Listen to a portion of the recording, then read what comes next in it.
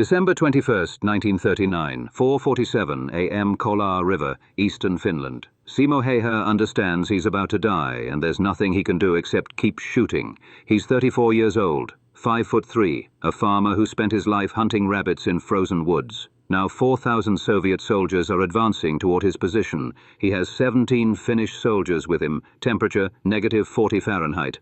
The Soviets come in waves, brown uniforms against white snow. Häyhä hears their boots crunching ice half a kilometer away. The sound carries like breaking glass.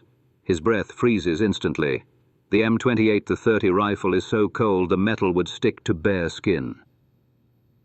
3 months ago, Stalin demanded Finland surrender territory. Finland refused. November 30th. The Red Army invaded with 500,000 men. They expected to reach Helsinki in 2 weeks. They sent soldiers who'd never seen winter like this.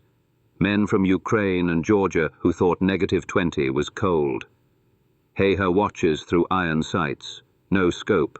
Scopes fog in this cold. Scopes reflect sunlight. He learned that hunting elk at 12. A scope got his uncle killed. First Soviet reaches the tree line. Häyhä exhales, squeezes, the rifle kicks, the Soviet drops.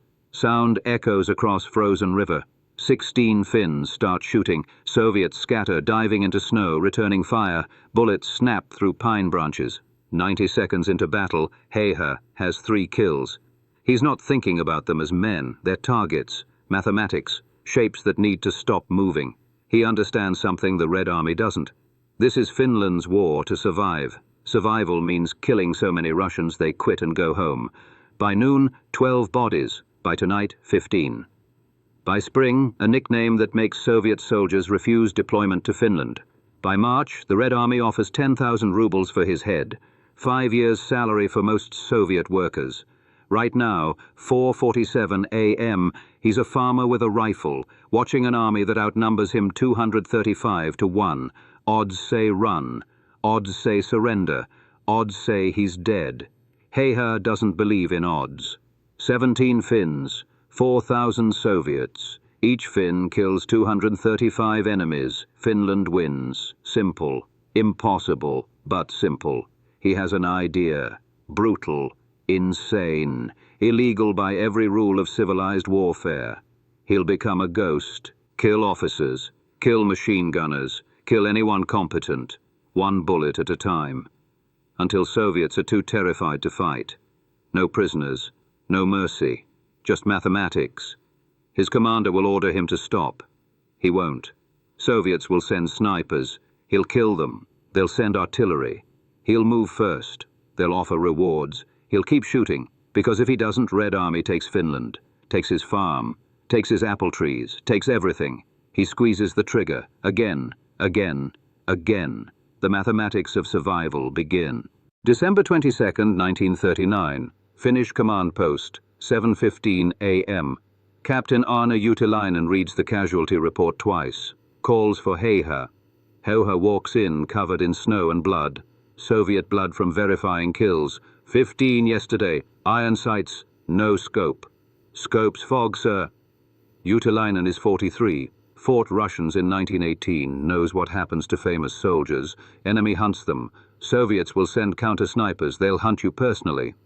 Yes, sir. You stop, or slow down. 15 kills makes you priority target.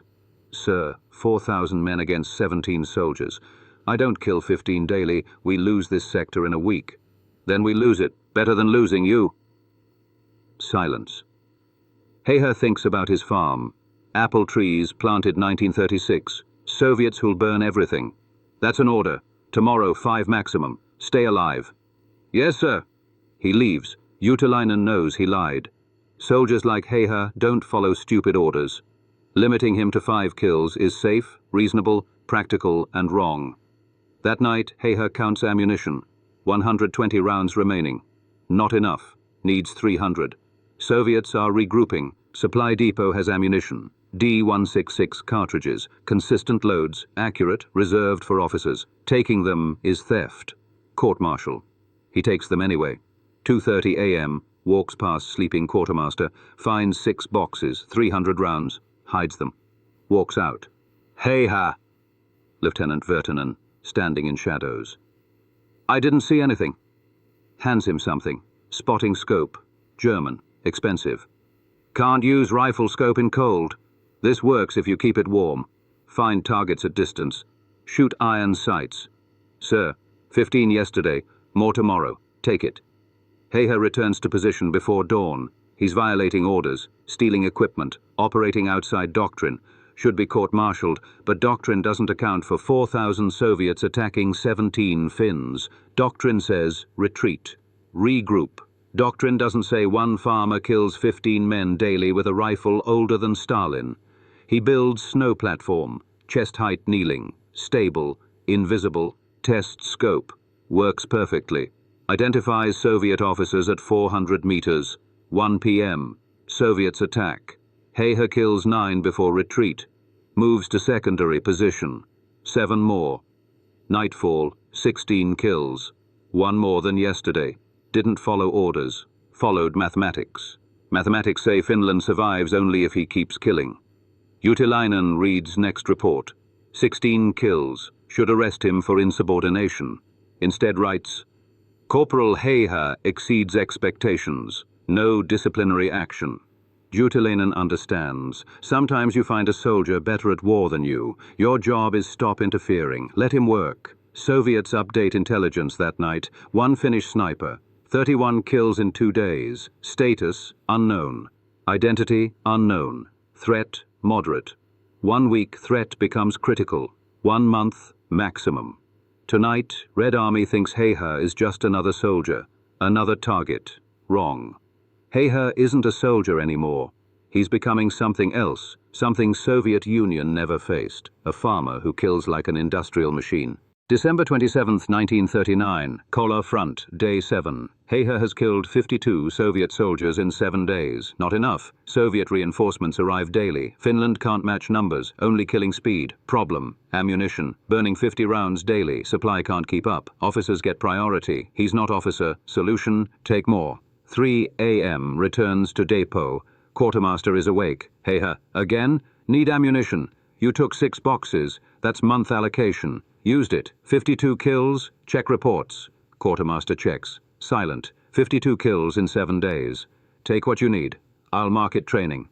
8 boxes, 400 rounds, plus white cloth for rifle camouflage. He builds a system. 5 shooting positions along Kola, each pre-stocked. Ammunition, water, food, escape routes mapped, rotate positions, never stay long enough for Soviet artillery. Tests it December 27th. Position 1, 4 kills. Move. Position 2, 3 kills. Move. Position 3, 5 kills. Soviets shoot empty forest. January 2nd, kill count hits 78. 10 per day average. Soviet intelligence notices, reports mention Finnish sniper, extremely effective, unknown identity. No name yet, just growing casualty list. Major Aho calls him in, higher authority. Corporal, complaints about ammunition theft, operating without authorization, building positions without approval. Yes, sir. 78 confirmed kills in 11 days. Yes, sir. Sir. 10 seconds silence. Keep doing exactly this. I'll handle complaints. You handle Russians. Yes, sir. How are you doing this? Most snipers get 5 kills entire war. You get 10 daily. Hunt them like elk, sir. Elk have patterns. Feeding times, water sources. Soviets have patterns. Officer inspections 0800. Patrol changes 1400. Meal formations 1800. I watch, learn, shoot when predictable. Hunting humans like animals. Yes, sir, effective. Dismissed. Kill more tomorrow. January 3rd, 11 kills. January 4th, 13. System working. Soviets can't find him. Firing blind. Wasting ammunition on shadows. January 5th, something changes. Soviet fire becomes accurate. Patient. Someone trained is here now. Soviet counter-sniper arrived. Real hunt begins. January 5th, 1940. 9:43. AM bullet hits snow 15 centimeters from Häyhä's head. Not random. Aimed. Counter-sniper. He doesn't move. Breathes slowly. Watches tree line through peripheral vision. There. 280 meters, pine branch swaying wrong direction, Soviet sniper behind it. Häyhä waits, 10 minutes, 20. Soviet gets impatient, adjusts. Rifle catches sunlight half second. Häyhä aims left of target. Soviet will dodge right when he shoots. Humans always dodge away from gunfire. Shoots. Soviet jerks right into bullet path. Drops. First Soviet counter-sniper dead. Time alive, 4 hours. January 7th. Second sniper arrives. More careful. Häyhä spots him by watching troop movements. Soldiers avoid certain areas. Sniper is there. Häyhä crawls behind position. 3 hours through snow. 180 meters. Shoots Soviet in back of head. Second counter-sniper dead. Time alive, 2 days. January 12th. Third sniper. Different, no mistakes. Shoots from 400 plus meters. Can't get close. Stalemate. Both waiting. Häyhä builds decoy. White sheet over branches. Looks like prone sniper. 200 meters from real position. Soviet shoots decoy. Muzzle flash visible. 450 meters. Häyhä calculates wind, temperature, humidity. Shoots. Third counter-sniper dead. Time alive, 5 days. Soviet command frustrated. Best snipers dying. Häyhä's count climbing. 127 kills by January the 15th. New approach. Captain Fyodor Ochkin, Spanish Civil War veteran, 41 kills. Moscow sniper school. German scope. Expensive gear. Ochkin arrives confident. This White Death is overrated. I'll have him by weekend. January 19th, 10:47. AM Ochkin sets up. Premium position. Häyhä spots him by sunlight. Sun angle creates tiny reflection off scope lens. 1 second. Range, 380 meters. Wind, 6 kilometers per hour west. Temperature, -32 degrees Fahrenheit. Häyhä adjusts. The scope lens that revealed Ochkin becomes his death.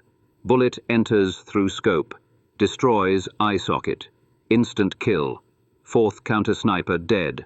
Time alive, 1 day. Soviet recovery team retrieves body. Ochkin's rifle is gone.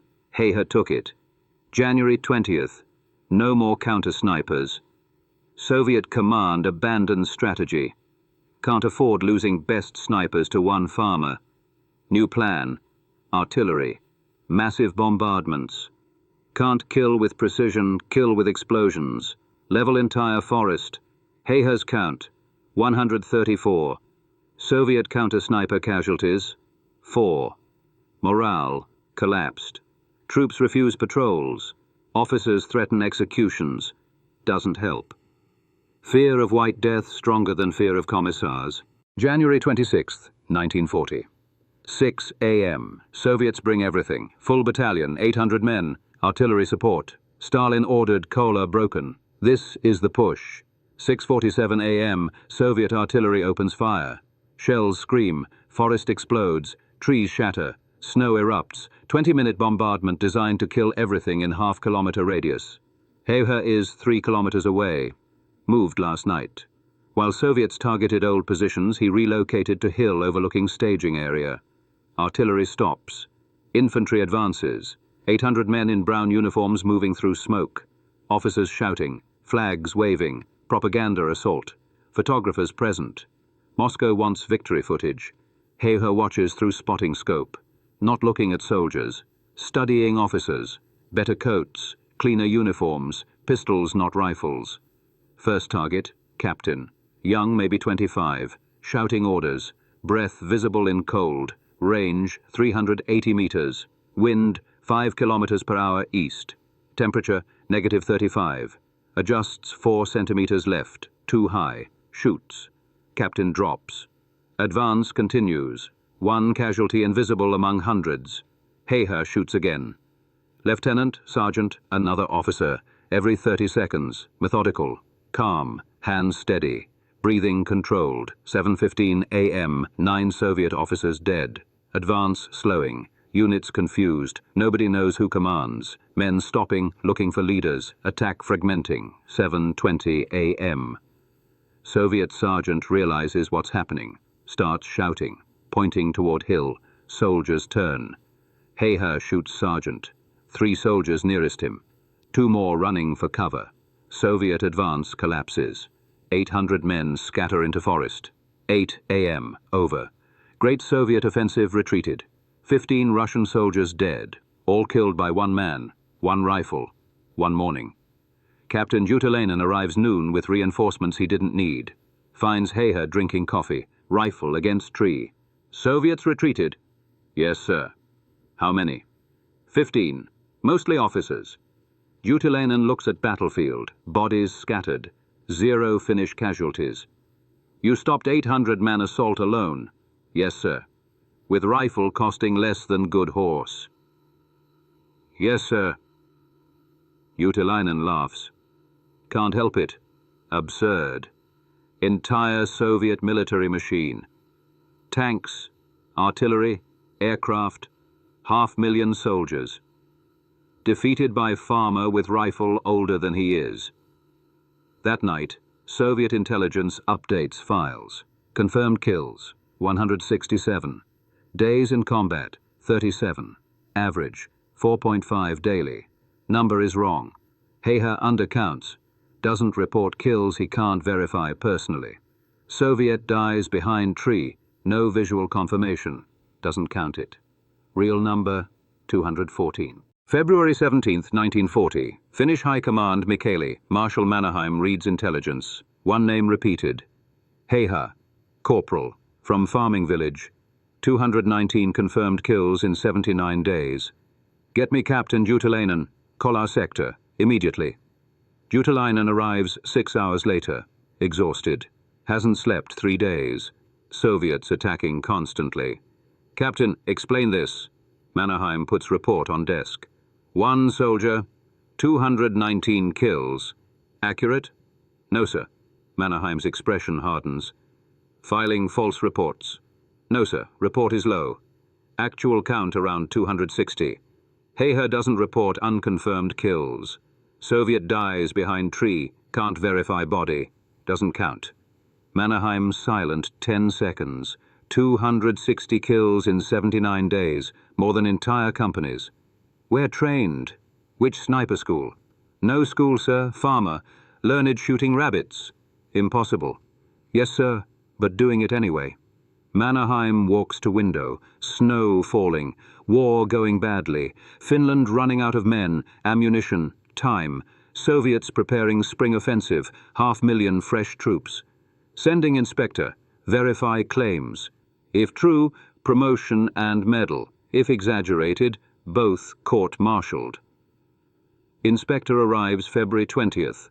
Major Juho Heiskanen, career officer, skeptical.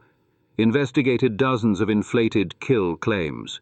Spends 3 days watching Häyhä. February 20th, 9 kills. February 21st, 12. February 22nd, 7. All confirmed. Witnessed. Single shots, 150 to 400 meters. Heiskanen returns. Submits report. Claims accurate, possibly understated. Corporal Häyhä, most effective combat soldier observed in 23 years' service. March 1st. Mannerheim summons Häyhä to headquarters. Arrives wearing same stained white uniform.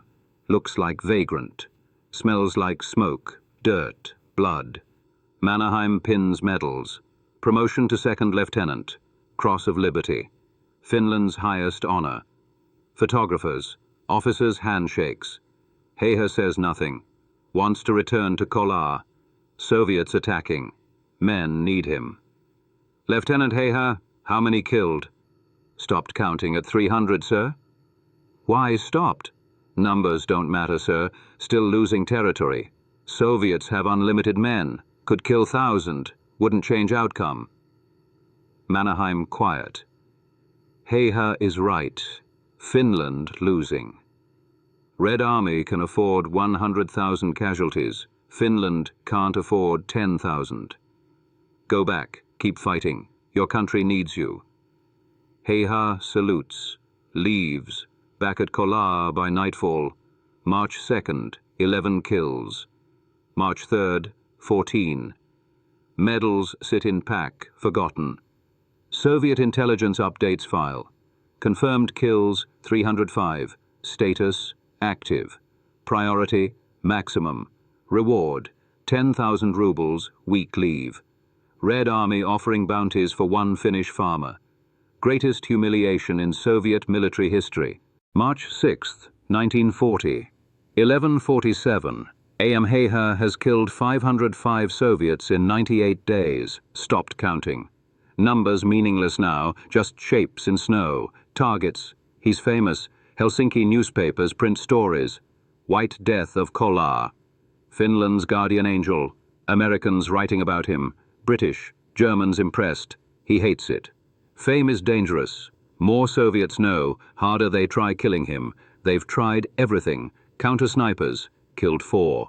Artillery moves before shells arrive. Mortars shoots crews first. Infiltration squad with Finnish uniform spotted at 600 meters, killed all 6. Now trying something new. Massive assaults. Human waves. Can't kill with precision. Drown him in bodies. March 6th. Soviets attack with 4,000 men. Not for territory. To kill one farmer. Häyhä ready. Snow cave. Reinforced with logs. Nearly invisible. 400 rounds ammunition. Coffee. Dried fish. Soviets come noon. Häyhä starts shooting. One shot every 45 seconds. Methodical. Like cutting timber. Officers first. Machine gunners. Anyone competent. 1:30 p.m. 23 dead. Assault stalling. Soviet troops refusing advance. Officers screaming, threatening, shooting own men. 2:17 p.m. Something changes. Soviets stop. Complete silence. Lines empty. Nobody visible. Artillery coming. Needs to move. Now. Gathers rifle. Crawls backward. 3 meters away when world explodes. 82mm mortar round. Direct hit. Snow, dirt, wood. Metal fragments erupting. Shrapnel piece, irregular, spinning. Hits Häyhä's face, 800 meters per second. Enters left cheek. Exits right jaw. Takes most lower face. Unconscious instantly. Bleeding. Dying. Finnish soldiers find him 3:45 p.m. Think he's dead. Face destroyed. Unrecognizable. Blood everywhere. But breathing. Barely. Carry him 7 kilometers to field hospital. Doctor looks. Won't survive tonight. Survives night. Next. Next. Unconscious 11 days. Wakes up. War is over. Finland signed armistice March 13th. Lost territory. But survived. Doctor tells him, lost most jaw. Never look same. Speech difficult. Eating difficult. Years of surgery needed. Häyhä writes on paper, did we win? Lost territory. Still independent. Writes, then we won. 34 years old. Military career over. Face destroyed. But killed 505 Soviet soldiers in 100 days. More than any sniper in history. More than entire battalions. Soviets lost 126,875 soldiers Winter War. Finland lost 25,904. Ratio 5:1.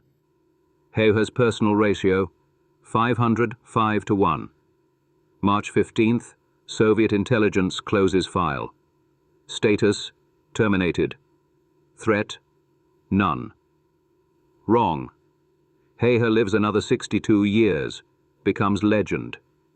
Deadliest sniper human history. Man who made Soviet Union afraid of one Finnish farmer with rifle. Right now just broken soldier in hospital. Writing notes to nurses, can't speak.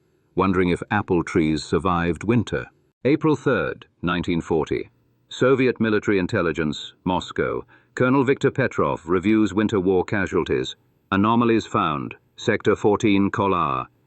662nd Regiment lost 1,892 men in 105 days. Similar sectors lost 400 to 600.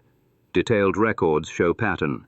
612 soldiers killed by single rifle shots, headshots or center mass.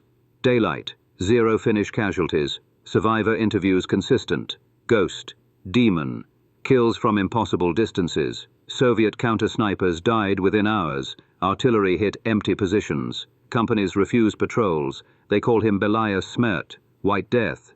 Killed 500 plus, wounded by artillery. Survived. Petrov's report. May 15th, damning. Finnish sniper Simo Häyhä, inflicted battalion-level casualties, counter-operations ineffective, artillery wasted, morale collapsed, recommend investigating command failures. Report reaches General Meretskov. Reads twice, calls Petrov. Report accurate? Yes, Comrade General. One farmer killed 500+ soldiers? Yes. Response inadequate? Yes. Failed neutralizing single enemy 105 days. Meretskov silent. Thinking Stalin, purges, generals admitting failure. How many read this? 3. Myself, aide, you. Aide transfers Vladivostok tomorrow. Destroy all copies. Never mention again. Comrade General, findings are embarrassing. We won, took territory. One farmer killing 500 irrelevant strategically. Germans knowing, Japanese, Americans, they'd laugh, think Red Army weak. Official position, Häyhä's count exaggerated. Finnish propaganda. Collar casualties from terrain weather determined resistance. No single sniper significant. Clear? Yes, Comrade General. Destroy report, classify documents, level 5. Petrov burns everything that night. By morning, officially Häyhä killed 30 to 40. Good sniper. Nothing exceptional. 612 deaths, attributed various causes. Reports buried. Witnesses scattered. Nobody talks. Not officially. Veterans know. Tell younger soldiers. Quiet moments.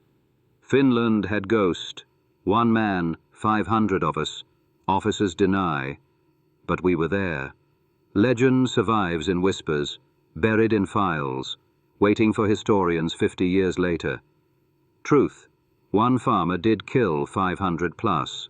Red Army failed stopping him. Leadership buried evidence.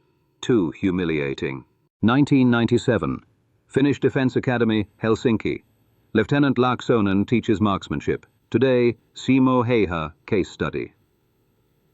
December 1939. Finland. 32 divisions, 270 aircraft, 26 tanks. Soviet Union. 120 divisions, 3,880 aircraft, 2,514 tanks. Doctrine says we lose 2 weeks. Questions? How long held, sir? 105 days. Lost territory, kept independence. Häyhä killed more Soviets than some tank units. How? Debate, terrain, Soviet incompetence, weather. Missing factor. Häyhä broke every rule. Doctrine says shoot and relocate. He stayed hours. Doctrine says targets of opportunity. He hunted specific enemies. Doctrine says pairs. He worked alone. Manual said he'd die week 1. Why didn't? Manuals for average soldiers, sir. Häyhä wasn't average. Correct. Doctrine exists because most need rules. Exceptional soldiers know when breaking them. Häyhä understood environment better than Soviet commanders. Weapon better than their snipers. Mission better than own officers. Lesson is break rules? No. Understand why rules exist. Decide when they don't apply. Häyhä wasn't reckless. Calculated. Broke rules for specific reasons after assessing risks. Laaksonen walks to window. Outside, cadets training. Modern equipment. Scoped rifles. Lasers. Technology Häyhä never imagined. Met him 1998. 92 years old. Asked, how kill 505 without dying? His answer? Silence. Didn't try killing 505. Tried surviving each day. Killing was survival requirement. Real lesson. Not trying being hero. Trying staying alive in possible circumstances. Heroism was side effect. Could someone today replicate this? Technologically? Yes. Rifles better, optics better. Psychologically? Don't know.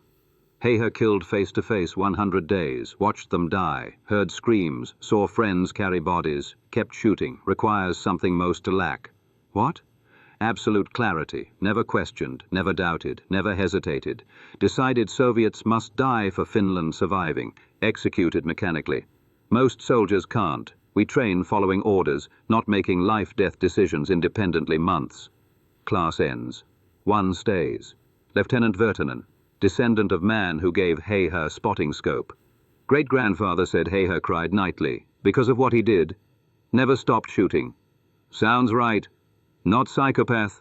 Normal man, abnormal circumstances. Chose necessity. Crying proved human, shooting proved soldier. Virtanen leaves. Laaksonen files notes. Next week, urban combat. Sometimes survival requires breaking rules. Sometimes heroes are ordinary people refusing quit when quitting easier. What does Simo Häyhä's story actually mean? Easy answer, exceptional soldier. Better answer, more complicated. Normal person in situation where normal rules failed. Soviet Union invaded, overwhelming force. Finland should have surrendered. Every rational calculation said resistance was suicide. Häyhä looked at calculations, decided irrelevant, couldn't stop Red Army, but could kill enough Soviets that invading Finland became too expensive continuing. He was right. Winter War ended because Stalin decided Finnish territory wasn't worth 126,000 men. One farmer with rifle contributed measurably to that calculation. 505 Soviet soldiers dead, maybe more. Number almost doesn't matter. What matters? Changed the math enough, Soviet Union quit. But here's tension. Häyhä's tactics can't be taught, can't train soldiers operating alone 100 days, killing multiple enemies daily, without support, without relief, without breaking psychologically. Most humans can't. Ones who can are statistical anomalies. Can't build army around anomalies. Yet zero tolerance for rule-breaking also fails.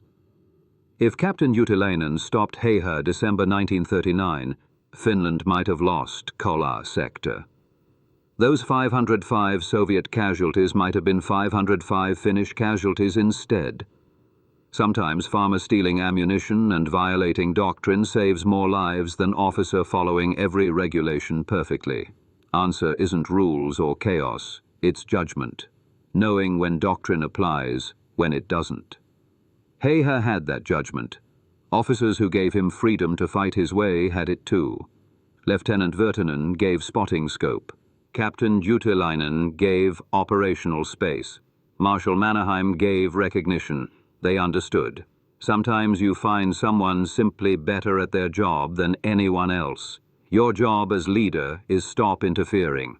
Modern militaries study Häyhä constantly. U.S. Marine Scout Sniper School teaches his techniques. Russian Spetsnaz training includes Winter War cases. Finnish Defense Academy built curriculum around his tactics. His rifle, M28-30, is in Helsinki Museum. Tourists visit. Children see it. Veterans salute.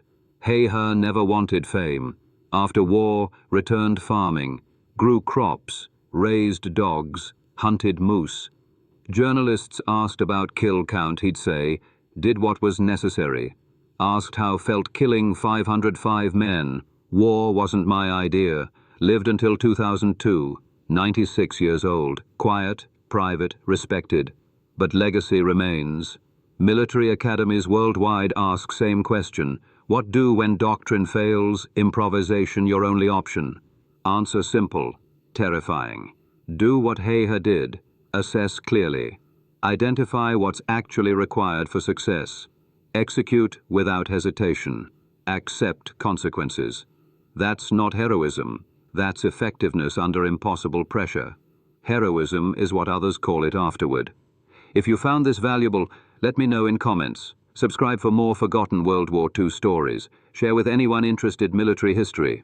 Like if learned something new, Häyhä never asked remembering, just asked being left alone farming, but deserves remembering anyway. Not because killed 505 Soviet soldiers, because proved one determined person fighting for something actually mattering can change outcomes everyone said were predetermined. Thank you for watching. Remember what Häyhä taught. Rules exist for good reasons. Sometimes survival requires breaking them anyway. Skill isn't rule breaking. Skill is knowing which rules and when. Difference between chaos and calculated risk, between suicide and survival, between defeat and victory. Simo Häyhä. White Death, 5'3", 505 Soviet soldiers killed, 100 days combat, no telescopic scope, just iron sights, cold math, Absolute refusal quit. Not military story, human story, why it still matters 85 years later.